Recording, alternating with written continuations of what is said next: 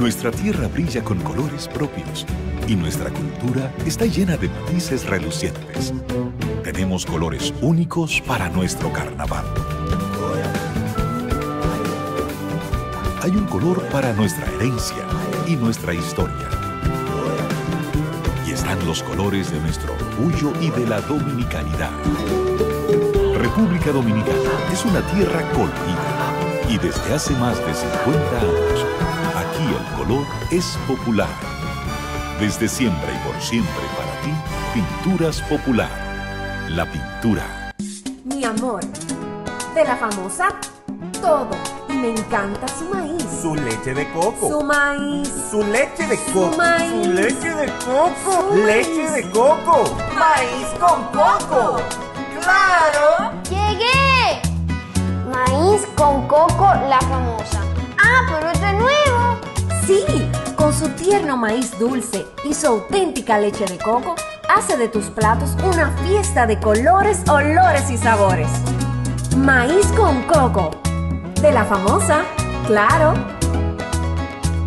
La famosa, lo más natural. Porque lo primero es lo primero. Delante de una experta abuela, siempre hay un exquisito nutritivo plato y detrás una delicada y dulce madre que los deleita con deliciosas pastas, pescados y guisos tan ricos porque siempre lleva adelante la pasta de tomate La Famosa, que da sabor y color insuperable. Porque lo primero es lo primero, de La Famosa, claro, La Famosa, lo más natural. Porque lo primero es lo primero. Delante de una feliz pareja siempre hay unos gandules guisados con coco o un sabrosísimo mono de gandules y detrás una sabia y tradicional herencia para cocinar tan sabrosos platos. Porque ella siempre tiene delante los gandules La Famosa, verdecitos, frescos y con coco. Porque lo primero es lo primero. De la famosa, claro. Y La Famosa, lo más natural.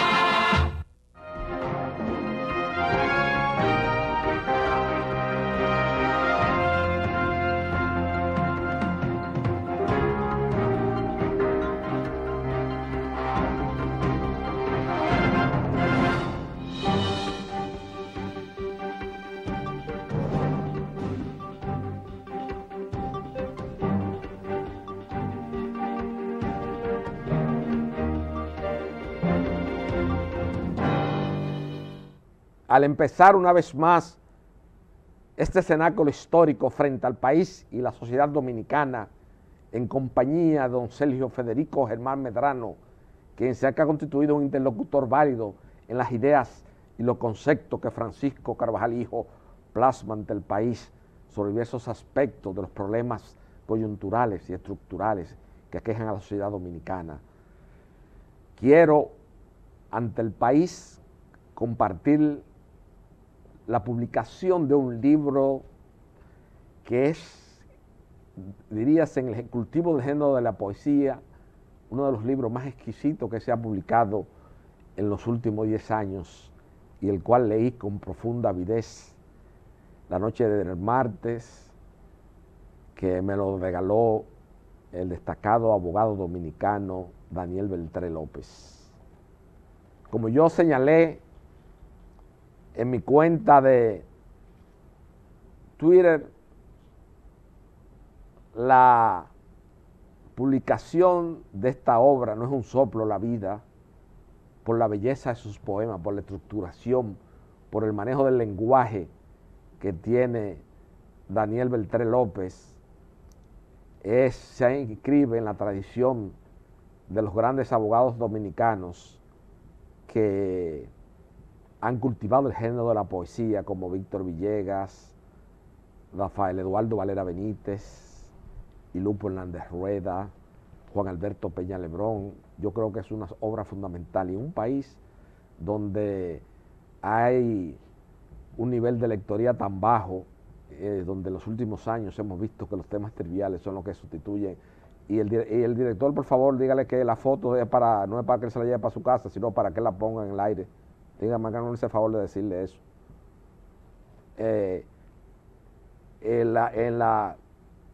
Como decía, en la poesía y la vida, en la hora que ha bajado el nivel de lectoría en la sociedad dominicana, que donde los temas triviales han cogido una profunda vigencia y ya los temas trascendentes están destedados de la agenda nacional, yo creo que esta obra viene haciendo un remanso a las personas que les gusta la buena lectura, la buena poesía, la buena lectura. Yo les recomiendo, no es un soplo, la vida de Daniel Beltré López, que incluso fue merecedor del Premio Nacional de Poesía, correspondiente al año 2020, el Premio Nacional de Poesía.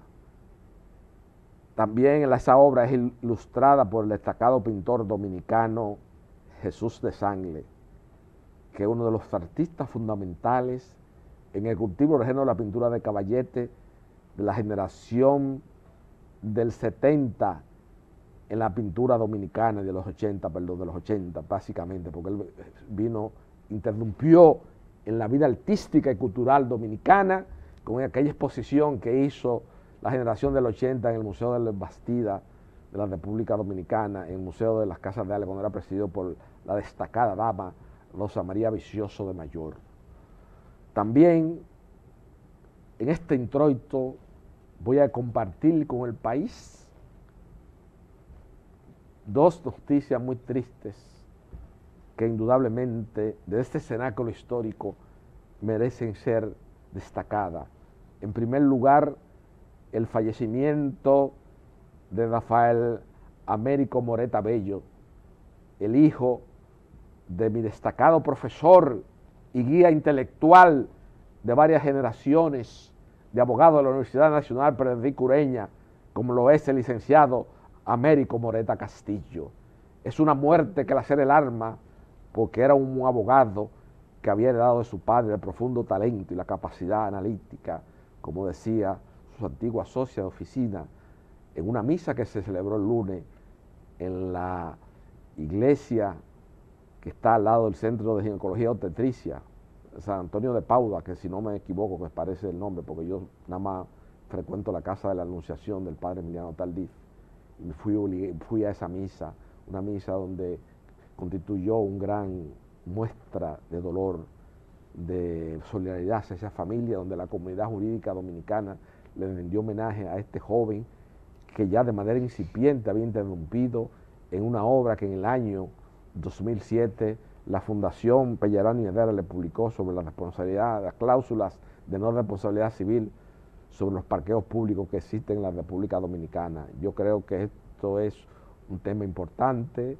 es algo que nos entristece mucho, porque cuando vemos partir colegas con tanto talento, con tanta capacidad, y dejando unas hijas pequeñas, uno simplemente, como le señalé yo a Fernando Sibilio el día de su fallecimiento, que estaba en su programa, como decía Neruda, para uno aquilatar el dolor ajeno, simplemente tiene que subrogarse y ponerse en el lugar de esa familia, y entonces así uno comprenderá verdaderamente.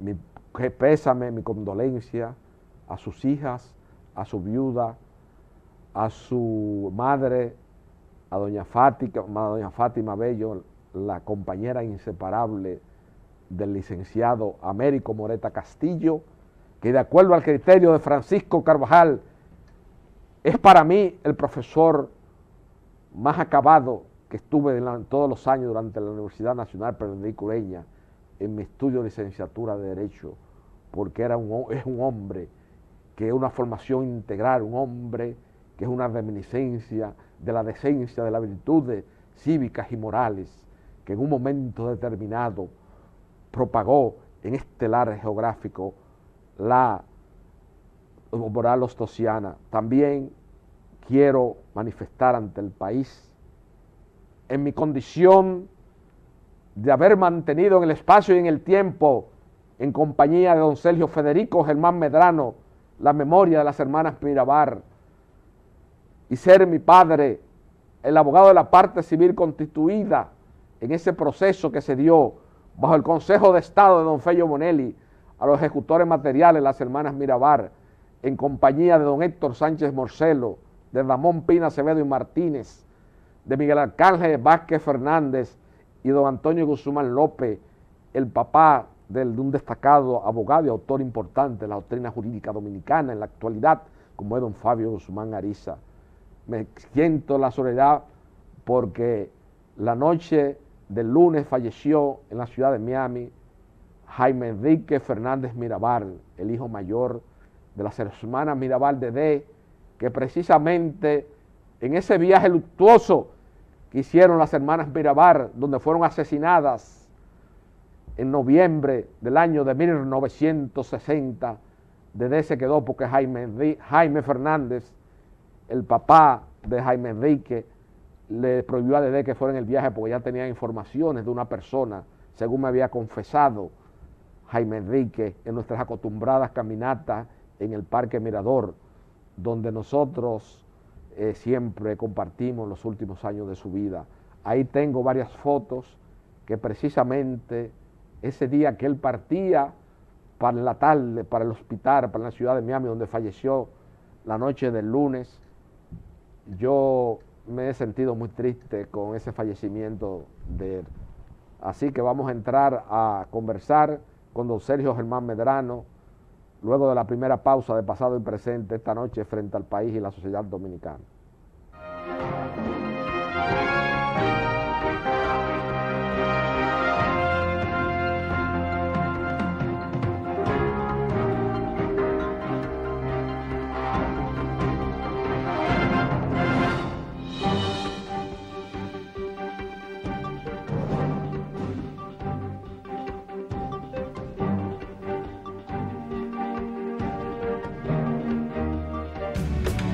Nuestra tierra brilla con colores propios y nuestra cultura está llena de matices relucientes. Tenemos colores únicos para nuestro carnaval. Hay un color para nuestra herencia y nuestra historia. Y están los colores de nuestro orgullo y de la dominicanidad. República Dominicana es una tierra colorida y desde hace más de 50 años, aquí el color es popular. Desde siempre y por siempre para ti, Pinturas Popular. La pintura. Mi amor, de la famosa, todo. Y me encanta su maíz. Su leche de coco. Su maíz. Su leche de coco. Su maíz. Su leche de coco. Su Leche maíz. de coco. Maíz con coco. ¡Claro! ¡Llegué! Maíz con coco, la famosa. ¡Ah, pero este es nuevo! Sí, con su tierno maíz dulce y su auténtica leche de coco, hace de tus platos una fiesta de colores, olores y sabores. Maíz con coco. De la famosa, claro. La famosa, lo más natural. Porque lo primero es lo primero. Delante de una experta abuela, siempre hay un exquisito nutritivo plato y detrás una delicada y dulce madre que los deleita con deliciosas pastas, pescados y guisos tan ricos porque siempre lleva adelante la pasta de tomate La Famosa, que da sabor y color insuperable. Porque lo primero es lo primero, de La Famosa, claro, La Famosa, lo más natural.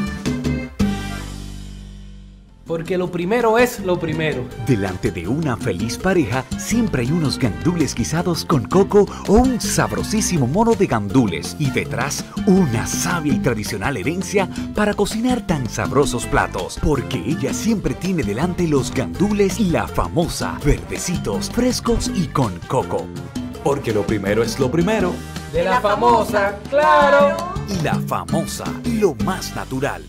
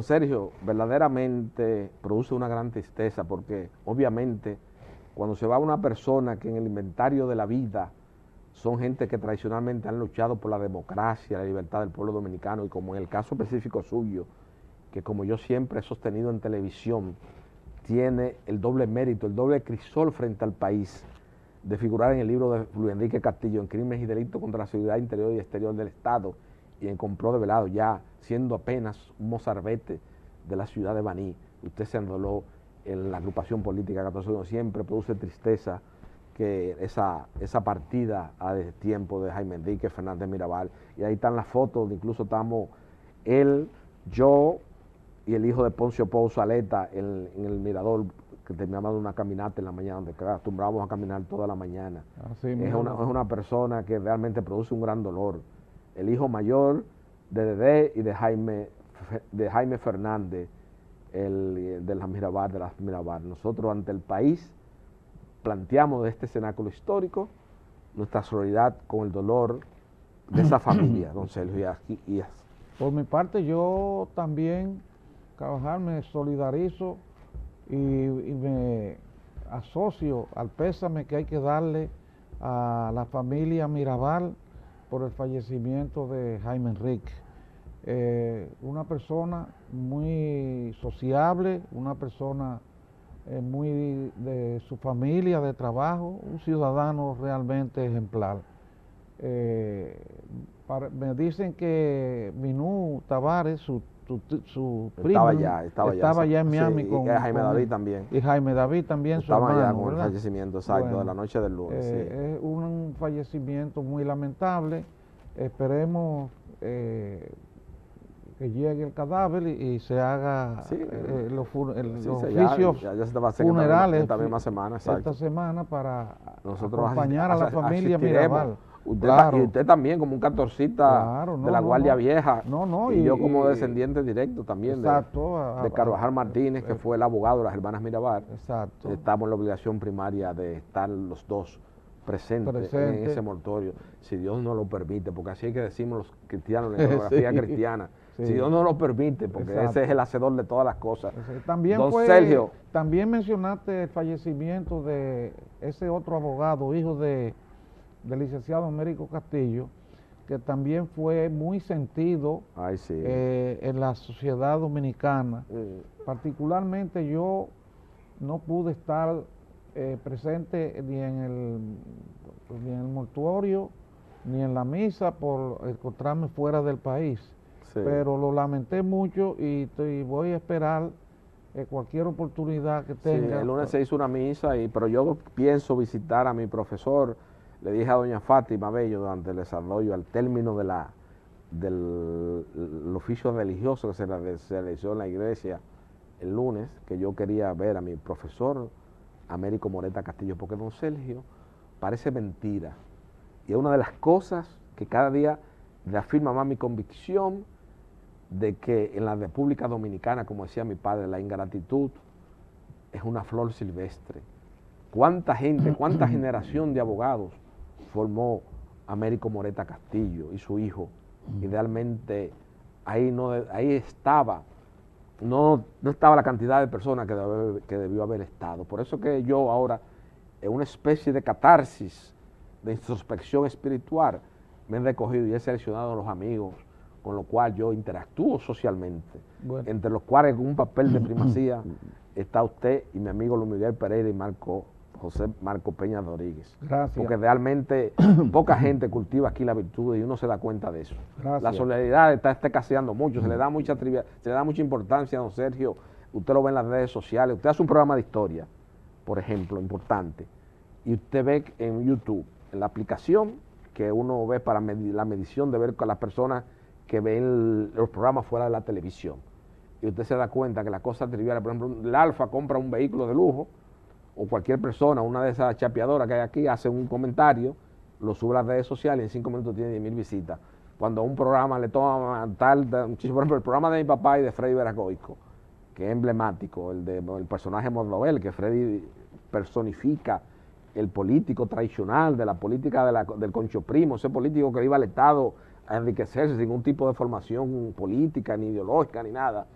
se tomó casi 3 meses para subir a 100.000 y pico de visitas que tiene, que es un programa emblemático de la televisión dominicana. Entonces, pero vamos avanzando, así que don Sergio, vamos a entrar ya en los temas a los cuales... Te decía, tengo que ir a darle el pésame personalmente a Américo Moreta, somos amigos de muchos años, y tengo particularmente también un vínculo entrañable con su esposa Fátima a través de la familia Bello y de su padre, Manuel Bello, hijo, Pipí, es un gran hermano mío de la vida, un gran amigo, un gran hombre también, ya fallecido hace tiempo. Y en fin, a Fátima también tengo que ir a dar el pésame. Don Sergio, entrando ya a los temas de la contemporaneidad, usted me había dicho en el introito de pasado y presente que quería hacer un análisis con relación a una publicación que hizo el destacado abogado y experto en conciliación de proceso Nelson Espinar Báez. No. Te comentaba que Nelson Espinar Báez escribió un artículo en el periódico que intituló Las implicaciones de la salida de Plutarco Arias. De la salida de Plutarco Arias, es decir, de la salida del ministro de Salud Pública de sus funciones como ministro de ese ministerio y designado por el presidente de la República. Porque, según dice Nelson en su artículo, fíjate lo que dice. Aparentemente no han sido esas las causas de su renuncia, de su salida. Es el propio Arias quien afirmó a su salida, cito, diversos sectores, oye esto, diversos sectores interesados en repartirse el presupuesto del Ministerio de Salud han desatado una andanada de mentiras, críticas, extorsiones y chantajes con la finalidad de distorsionar mi labor esforzada, recta y transparente en la conducta del ministerio. Óyeme, esa declaración debió mover al presidente de la República para ordenar una investigación profunda de los motivos, de las causas por las que ese ministro renunciante hizo esa declaración. ¿Tú me entiendes? Porque eso tiene un trasfondo muy, muy serio y muy delicado. El mismo Espinar dice lo siguiente, hablemos claro, un funcionario público, el ministro de Salud Pública, en medio de una pandemia, fue destituido por decreto presidencial y a su salida hizo una denuncia que pone en tela de juicio la legalidad, la legitimidad y la transparencia de la administración pública. Eso debe investigarse. El exministro utilizó las palabras extorsión y chantaje para alcanzar el objetivo de repartirse el presupuesto nacional. Esos son delitos tipificados en el Código Penal de la República Dominicana, lo cual atenta contra la autoridad moral, legal y política de la actual administración. Sin embargo, no se le ha hecho caso a esa declaración o denuncia del exministro de Salud Pública, ni se ha tomado ninguna medida para indagar y averiguar por qué razón o por cuáles motivos él se destapó con esa declaración, ¿verdad?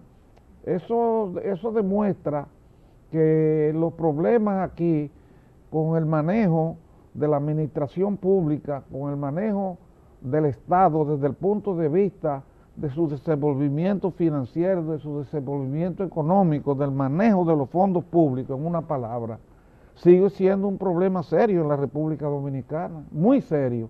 Es más, yo debo decirte que ese problema nació prácticamente con el descubrimiento de la isla, porque en una oportunidad te comenté, y te lo repito ahora, que en el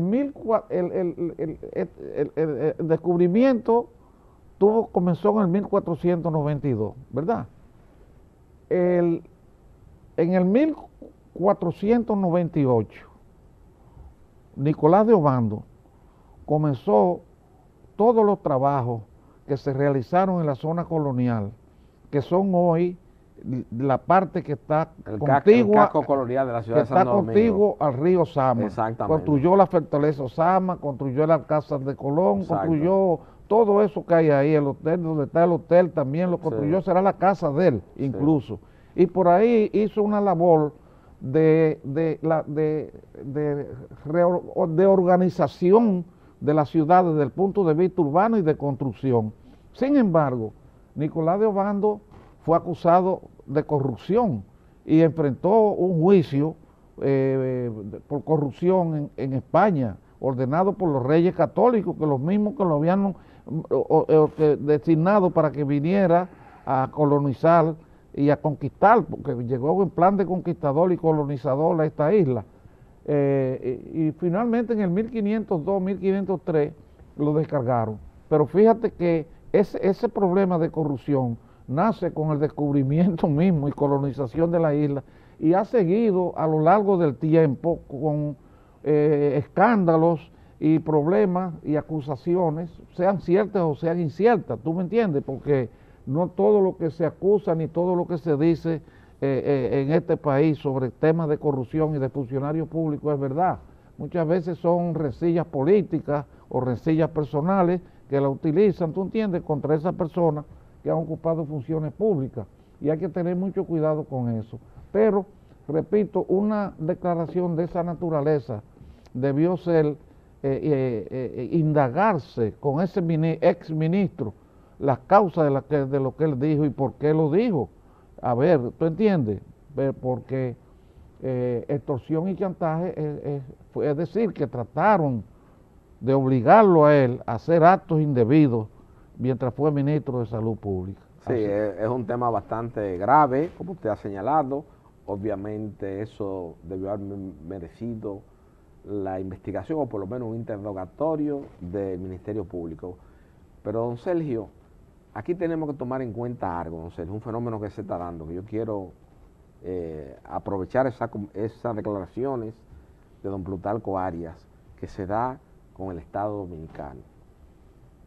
Durante nuestra accidentada vida histórica aquí se ha formado, y cuando Trujillo formó el Estado, bueno, creó una pequeña burguesía, cuando puso a José Antonio Caro y ese grupo de constructores, Guillermo González, que hicieran el ensanche Osama, el ensanche Luperón. Fíjese que no es casual, ni es una paradoja, que el ensanche Osama y Armando son las que tienen el trazo de las calles urbanas más orgadas.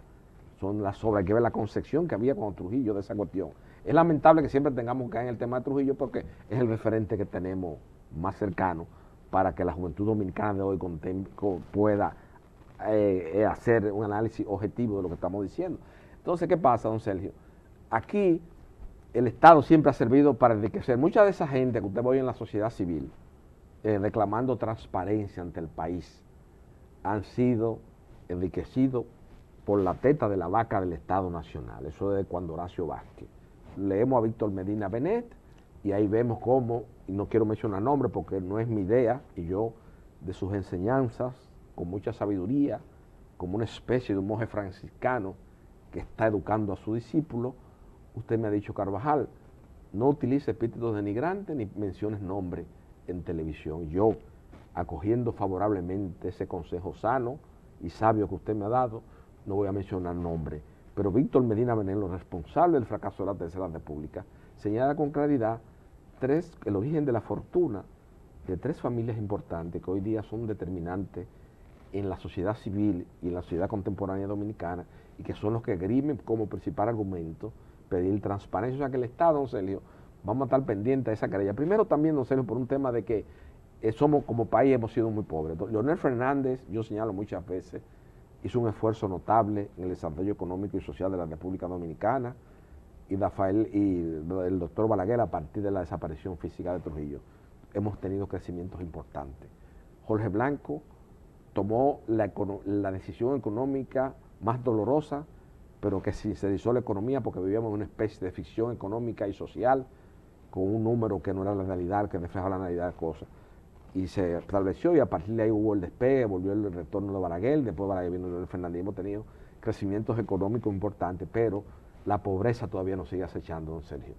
La pobreza sigue tan presente y es lamentable y ha sido un fracaso total de lo que yo señalé de la Alianza para el Progreso de John F. Kennedy en América Latina. Cuando John F. Kennedy, ese presidente de Estados Unidos que es tan admirado por esa frase célebre que dijo, no preguntes tú lo que puede hacer América por ti, sino tú qué tú puedes hacer por América. Más o menos en síntesis, esa es la idea, es el concepto, no es textualmente la frase que reposa en el Cementerio Nacional de Arlington, en Virginia, donde están los restos de ese norteamericano que indudablemente tiene el mérito, como señala Pedritín Delgado Malagón, después que Thomas Jefferson, el tercer presidente de los Estados Unidos, se sentaba a cenar en la Casa Blanca, solamente es equiparable con John F.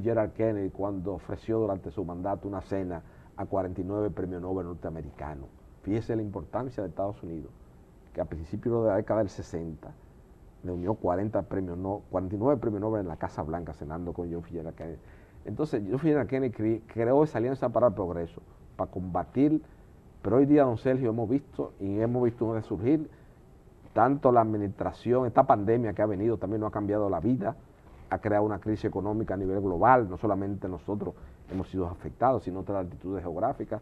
Don Danilo Medina Sánchez y don Luis Abinader no han cometido ninguna falta que uno le pueda imputar de que la situación que está como consecuencia de un actuar, de un accionar de ellos, sino que es un asunto global. Han hecho las autoridades como país pobre, a fin de cuentas, don Sergio, yo creo que las dos partes han manejado el tema de la pandemia con mucha ecuanimidad. Lo que pasa, don Sergio, es que yo he notado algo, y es un fenómeno que yo lo voy a analizar con Civilio en un programa especial que vamos a hacer sobre lo que eufemísticamente se denomina sociedad civil.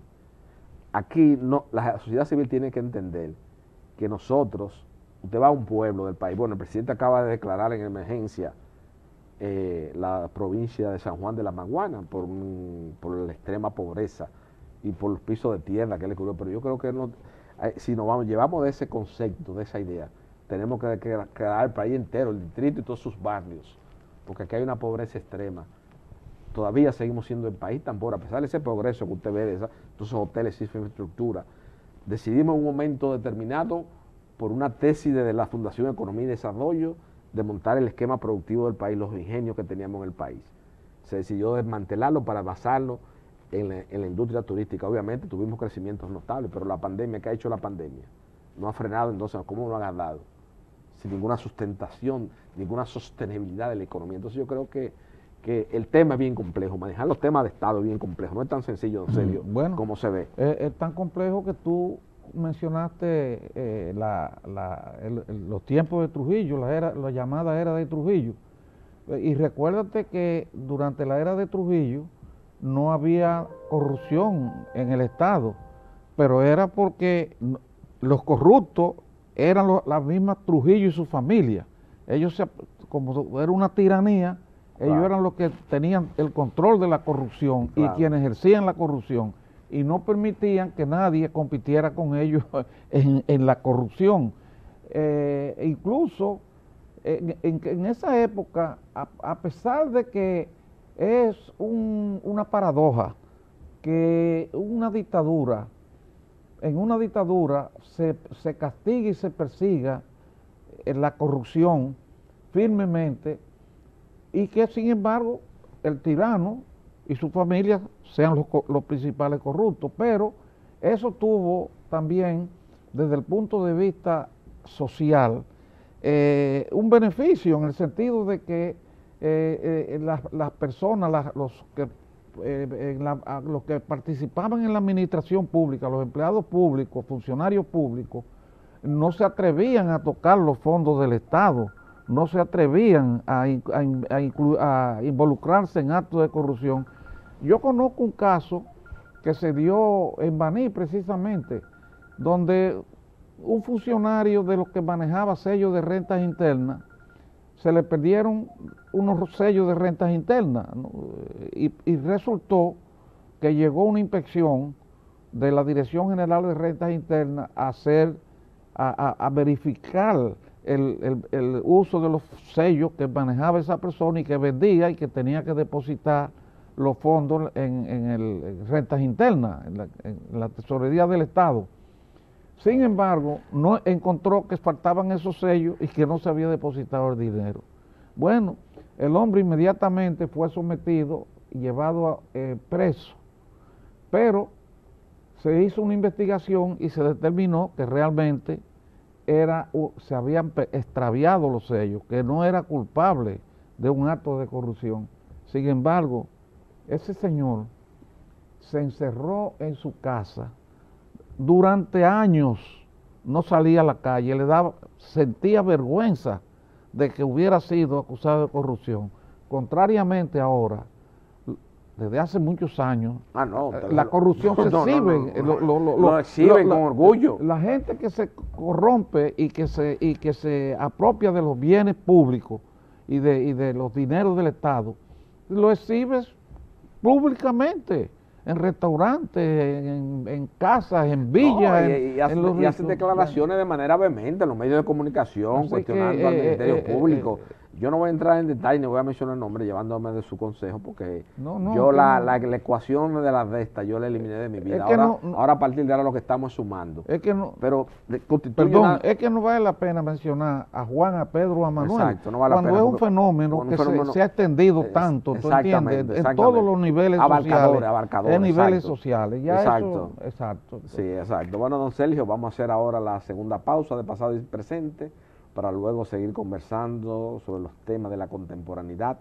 A mí me gustaría, don Sergio Federico Germán Medrano, usted, como yo señalé en el programa de don Fernando Sibilio, teniendo los crisoles de ser, junto a mi amigo Luis Miguel Pereira, de los dos abogados civilistas, de los pensadores más lúcidos en el derecho civil, ¿qué le parece a usted la reforma procesal civil que está en curso, en el proceso? ¿Cómo usted ve la justicia virtual, la justicia en la pandemia? ¿Cómo usted ha visto el avance de las luchas que han hecho las autoridades? Han hecho un esfuerzo, yo creo que don Luis ha hecho un esfuerzo notable a través de la señora vicepresidenta de la República con el tema de la vacunación contra la pandemia. ¿Cómo usted ve esa interacción? ¿Cómo usted ve el desempeño de los diversos estamentos de la sociedad? ¿Cómo usted ve el camino, la evolución dentro de esta pandemia, luego de la segunda pausa de pasado y presente frente al país y la sociedad dominicana, como reitero una vez más?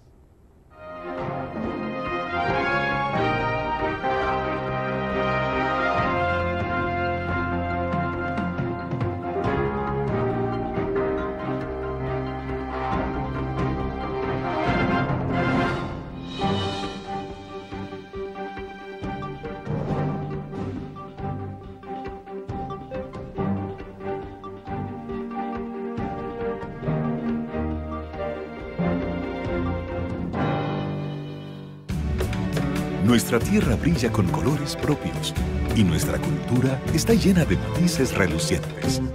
Tenemos colores únicos para nuestro carnaval. Hay un color para nuestra herencia y nuestra historia. Y están los colores de nuestro orgullo y de la dominicanidad.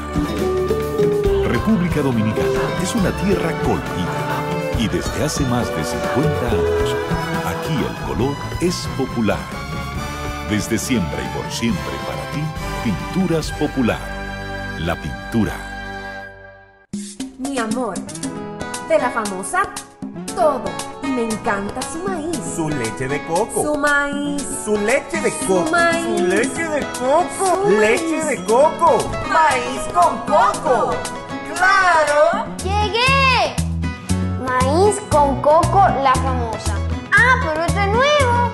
Sí, con su tierno maíz dulce y su auténtica leche de coco, hace de tus platos una fiesta de colores, olores y sabores. Maíz con coco. De la famosa, claro. La famosa, lo más natural. Porque lo primero es lo primero. Delante de una experta abuela, siempre hay un exquisito nutritivo plato y detrás una delicada y dulce madre que los deleita con deliciosas pastas, pescados y guisos tan ricos porque siempre lleva adelante la pasta de tomate La Famosa, que da sabor y color insuperable. Porque lo primero es lo primero de La Famosa, claro, La Famosa, lo más natural. Porque lo primero es lo primero. Delante de una feliz pareja siempre hay unos gandules guisados con coco o un sabrosísimo mono de gandules y detrás una sabia y tradicional herencia para cocinar tan sabrosos platos. Porque ella siempre tiene delante los gandules La Famosa, verdecitos, frescos y con coco. Porque lo primero es lo primero De La Famosa, claro. La Famosa, lo más natural.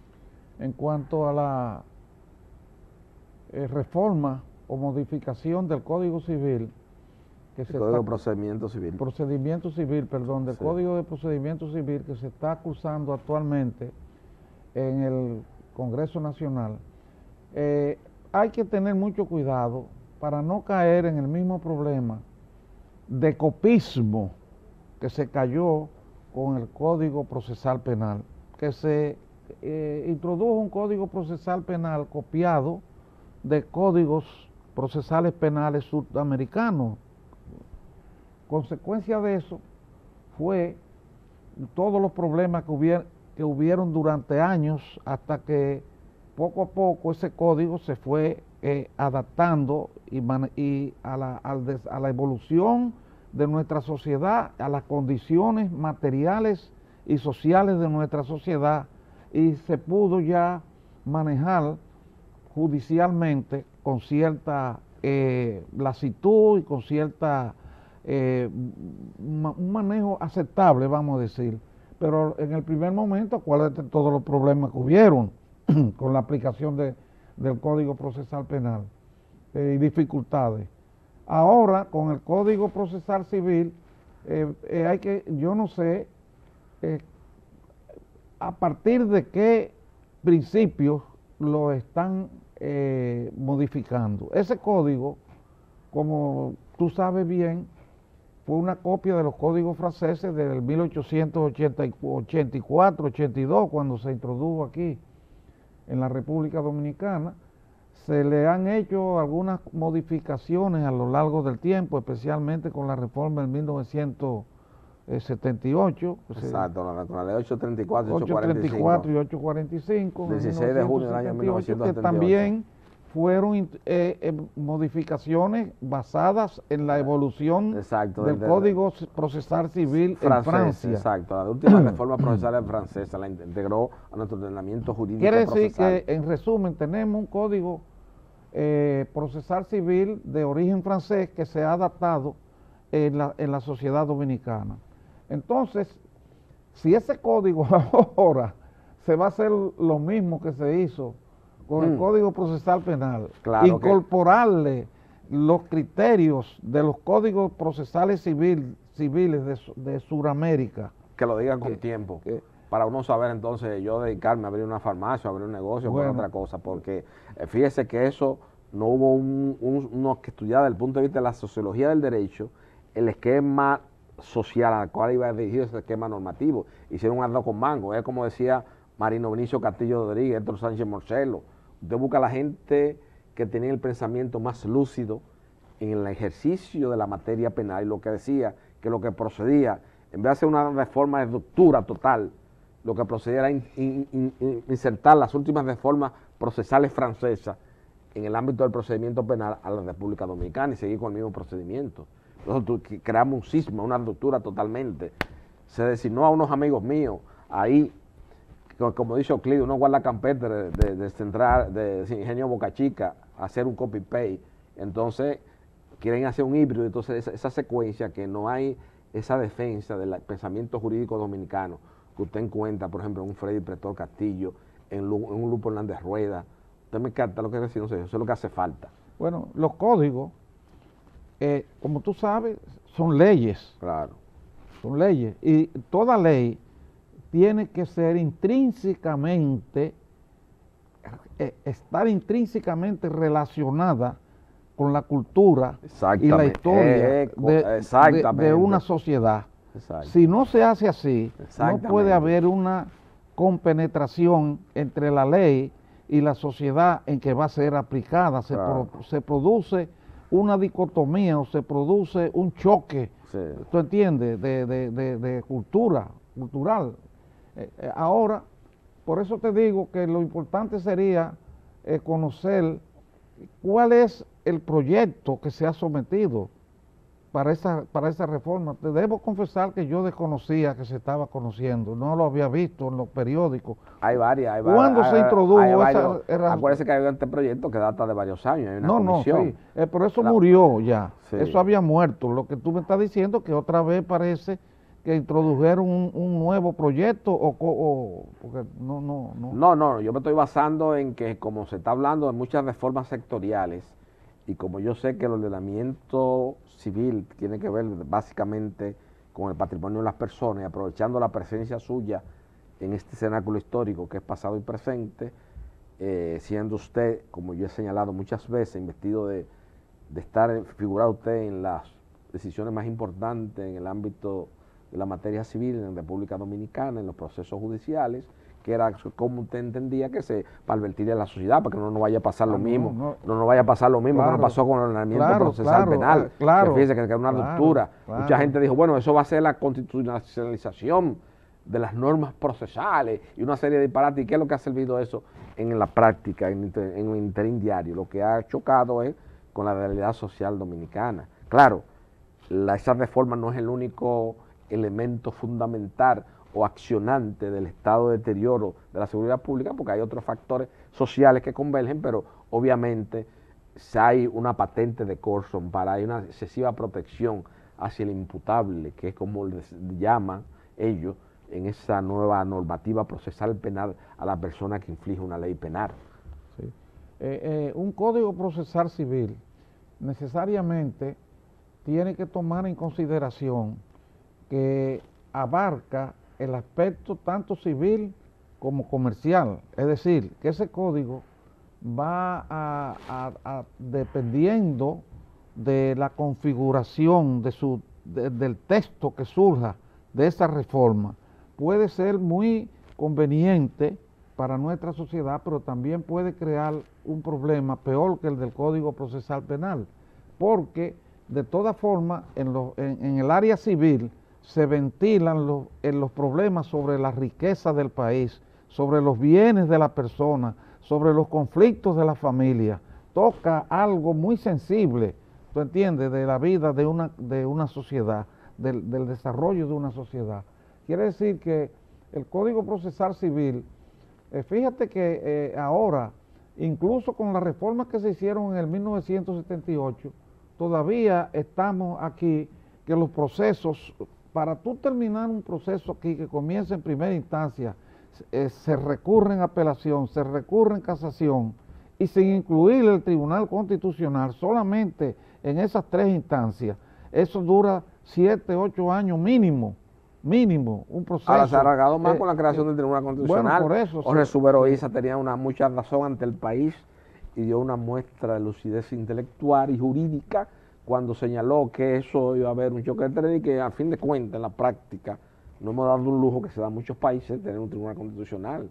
hay un mayor control, obviamente, sobre la constitucionalidad de las leyes, decretos, de los procesos judiciales, de la interpretación de la ley, pero se ha alargado en el espacio y en el tiempo los procesos judiciales y eso crea mayor inseguridad jurídica en un hábitat geográfico con las características similares a la nuestra. Ese ha sido el resultado práctico, don Sergio, porque ahora todos lo quieren llevar al Tribunal Constitucional. Entonces, han hecho un cúmulo de trabajo que tiene una cantidad de expedientes que hay una imposibilidad material de que el tribunal pueda decidir en un tiempo hábil esos procesos para la solución a los conflictos de los particulares. Pero la finalidad, el objeto principal que debe tener esa reforma del Código Procesal Penal debe orientarse a impedir la chicana, a impedir que muchos abogados que son contratados específicamente para obstaculizar el funcionamiento de la justicia, el desarrollo del proceso, alargar el proceso, porque son, por ejemplo, que casos de recuperación de créditos, entonces buscan abogados especializados en crear incidentes banales o incidentes inaceptables, pero son incidentes y los jueces están obligados a conocerlo y a fallarlo y ya eso ocupa su tiempo, ¿tú entiendes? Y lo apelan y lo llevan a casación y como tú dices, lo llevan también al Tribunal Constitucional y aunque el recurso de inconstitucionalidad en nuestro país no es suspensivo de la ejecución de la sentencia, pero la mayor parte de las personas le suspende cualquier negociación por conservadoramente, para evitar un problema, una sorpresa, lo que hacen es que se abstienen. Claro. ¿Entiendes? Pero la decisión, sobre todo si es materia civil, donde hay cuestiones que son generalmente decisiones patrimoniales, de venta de inmuebles, de una serie de cosas, de adjudicación, de sentencias de adjudicación, de embargo inmobiliario, todo ese tipo de cosas, obviamente por una prudencia, las partes tienen, aunque no sea suspensivo el recurso, en esa materia tienen que esperar cualquier negociación, don Sergio. ¿Qué te iba a decir, don Sergio, ya para finalmente? No, te iba a decir eso, que por eso muchas personas, y yo soy de esas, consideramos que no se debió de crear un tribunal constitucional independientemente de la Suprema Corte de Justicia, que lo que se debió crear fue una sala constitucional en la Suprema Corte de Justicia, porque eso impedía claro. El tema de los recursos, ¿tú entiendes? Claro. Adicional al recurso de casación, el recurso de inconstitucionalidad, sino que el recurso de inconstitucionalidad se ventilara como un recurso de casación o concomitantemente con el recurso de casación. Claro, en la práctica lo que hemos visto ya, don Sergio, ya en el final, en el crepúsculo de este espacio de televisión, que es un cenáculo donde discutimos los temas fundamentales de la sociedad, que el destacado autor de la doctrina jurídica dominicana y gran amigo mío y de mi extinto padre, Francisco Carvajal Martínez, Jorge Antonio Suberoiza, fue un visionario en la sociedad cuando señaló que lo que procedía en nivel práctico, a nivel de teniendo un conocimiento cabal de las instituciones jurídicas y su desarrollo, era que se creara una sala al interno de la Suprema Corte que dirimiera los aspectos de la constitucional y no crear un tribunal constitucional. Pero ya se dio ese paso, se dio la reforma, vamos a tratar de ahora en adelante, de aquí a este espacio en adelante, de que todas las reformas sectoriales que se hagan, por lo menos, don Sergio, tomen en cuenta la realidad social y económica del pueblo dominicano. Pero un error se puede corregir. Claro. Se puede corregir, ese Tribunal Constitucional se puede disolver y crear una sala. Claro. En cualquier momento que vean esas reformas que se hacen aquí, cuando se tenga que hacer una reforma seria y que nos aboquemos a resolver los temas generales y trascendentes de la sociedad. Okay. Bueno, lamentablemente, don Sergio, no nos queda tiempo para más, solo me resta darle las gracias al país y a la sociedad dominicana por elegir una vez más, pasado y presente, como su programa favorito, donde discutimos los temas trascendentes, los temas vitales, los temas fundamentales que tienen que ver con la supervivencia en el espacio y en el tiempo de este hábitat geográfico, y también donde analizamos los diversos fastos de la historia dominicana para renovar cada día la fe en el destino dominicano, que es tan necesario hoy en esta sociedad que está abarcada por un profundo pesimismo. Buenas noches, amigos televidentes.